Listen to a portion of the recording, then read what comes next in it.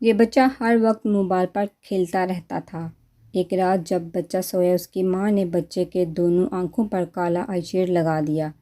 بچہ سو کر اٹھا، جب شیشے میں آنکھوں کو دیکھا تو وہ رونا اور چلانا شروع کر دیا۔ پھر ماں نے اسے بتایا کہ وہ اتنی دیر تک موبائل پر گیم کھیلتا ہے، جس کی وجہ سے ایسا ہوا ہے۔ آئندہ اگر وہ موبائل پر زیادہ دیر تک گیم کھیلے گا تو پھر ایسا ہی ہوگا۔ بچے کو ماں کی بات پر یقین آ گیا اور بچے نے وعدہ کیا کہ اب وہ تھوڑی دیر ہی موبائل استعمال کرے گا۔